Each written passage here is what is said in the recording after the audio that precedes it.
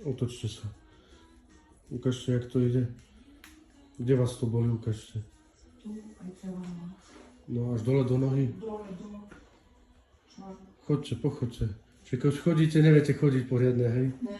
Boli vás to na tom ľavom boku? Áno. Poďte ku mne. Napadáte trošku na tú ľavú stranu. Otočte sa a naspäť. No dobre. Ideme s tým niečo urobiť. No, chodíte ľahko, ne? Ľahšie? Je to lepšie, áno. Naspäť. Neviem, ako keď to zohniem, ale teraz Skúste sa zohnúť. môžem. Môžete? Áno. Tuto není cítiť v tom boku, jak Ne. si to cítila? Už to prešlo, hej? Prešlo. Čiže jednoduchá náprava, trošku Trošku masáž. ma ešte tuto. Tu. Len tam, kde ukazujete Len- trochu? Len tu. A už len minimálne? Minimálne tu. Hej. Akože nič, ale... A celkový pocit z toho všetkého, jak ste došla a tu, čo som pol hodinu chytal, jak lepšie? Super. Ale vy ste vravili, že to začalo v septembri minulého roku, keď vás operovali, ne? Áno. No dobre, tak som rád, že sa cítite lepšie. Čiže do predklonu úplne v pohode. Super. Ten krok je ľahší, vidím, že ste ohybná. Takto ste sa predtým predklonila? Áno. Predtým som mohla... Ja, ale myslím, počas bolesti ti ste sa vedela tak, Ne. keď vás to bolelo dneska, ste sa nevedela predkloniť, ne? Nie, ani vysieť, ani...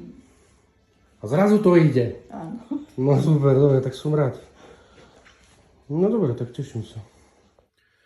Čiže zase ďalší klient, kde vidíte, že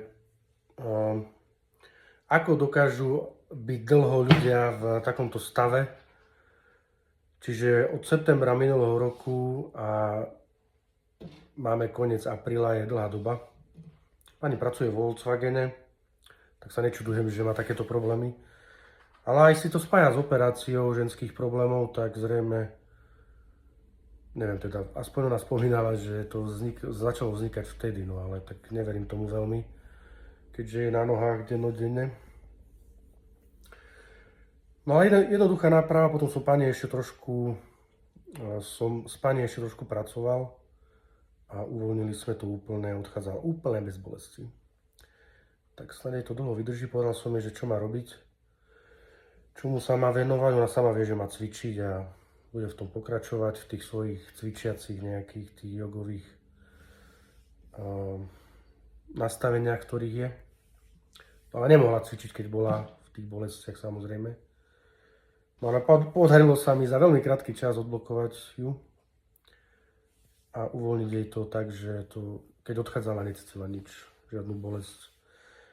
No ale takéto nápravy riešim denne. Mám rád točiť videá, kde je to veľmi zložitý stav a kde sa zapotím. Ale prídu aj také videá, mám už nejaké videjka rozrobené, kde riešim ľudí a trvá to a chce to viac času.